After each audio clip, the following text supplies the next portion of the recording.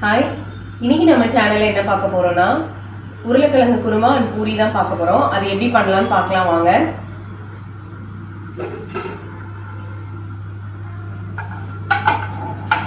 அதுக்கு உருளைக்கிழங்கு நான் எடுத்து இதில் வேக வைக்க போறேன். இப்போ உருளைக்கிழங்கு வேகிற சமயத்தில் நம்ம பூரிக்கு மாவு பிசைஞ்சுக்கலாம். அதுக்கு நான் கோதுமை மாவு கொஞ்சம் 2 ஸ்பூன் ரவை எடுத்திருக்கேன். இதை நல்லா கலந்து விட்டுக்கோங்க. தேவையான அளவுக்கு உப்புக்கும் சேர்த்துக்கோங்க. கொஞ்சம் கொஞ்சமாக தண்ணி ஊற்றி நல்லா டஃப் கொடுத்து பிசைஞ்சுக்கோங்க. அப்போ தான் பூரி உப்பி வரும். ஸோ இந்த அளவுக்கு மாவு பிசைஞ்சிட்டு வச்சுருங்க. இப்போ நம்ம குருமா செய்ய ஸ்டார்ட் பண்ணலாம். இப்போ உருளைக்கிழங்கு நல்லா வெந்துருச்சு.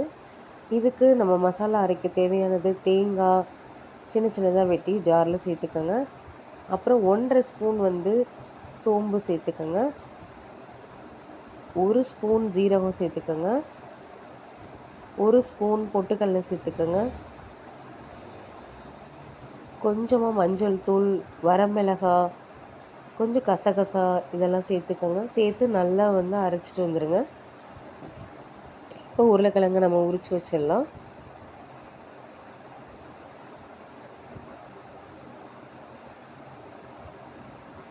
இப்போ நம்ம குருமா செய்கிறதுக்கு கடாயில் கொஞ்சம் ஆயில் ஊற்றிட்டு தாளிக்கிறதுக்கு சோம்பு பட்டை இதெல்லாம் போட்டு தாளிச்சிட்டு வெங்காயத்தை போடுங்க.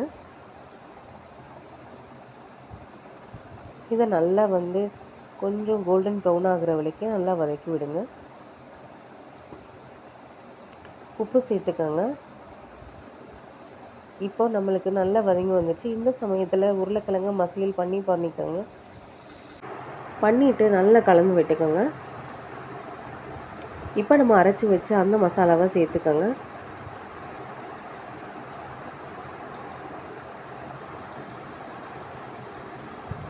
சேர்த்துட்டு அதையும் நல்லா கலந்து விட்டுக்கோங்க.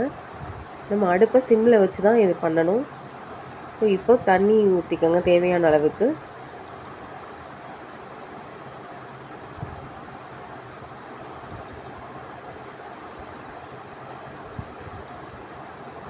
இன்னும் கட்டியாக தான் இருக்குது. இன்னும் கொஞ்சம் கூட தண்ணி சேர்த்துக்கலாம்.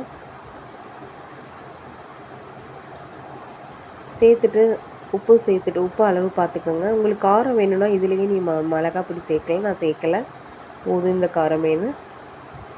இப்போ நம்ம பூரி செய்ய ஸ்டார்ட் பண்ணிடலாம். இது பார்த்திங்கன்னா ஆவின் நெய் டப்பா. இதில் நான் கொஞ்சம் ஹோல் போட்டு இதில் நான் கோதுமை மாவு வச்சுருக்கேன். எதுக்குன்னா பூரி மாவு செய்யும்போது நம்ம தனியாக எடுத்து வச்சுருப்போம் தட்டில். அதுக்கு பதிலாக இந்த மாதிரி நம்ம பூரி மாவு செய்யும்போது வேணுங்கிற அளவுக்கு இந்த மாதிரி ஸ்ப்ரெட் பண்ணிக்கலாம், அதுக்காக.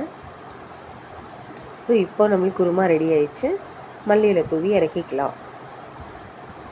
ஸோ இந்த குருமா செஞ்சு பாருங்கள், எப்படி இருக்குன்றது கமெண்டில் சொல்லுங்கள். இப்போ பூரியும் ரெடி ஆயிடுச்சு. ஃபஸ்ட்டு பூரி எப்பயுமே டிஃபால்ட்டு பாப்பாவுக்கு தான். அவள் பூரினாலே போதும் ஃபஸ்ட்டு கிச்சனில் தான் நிற்பா.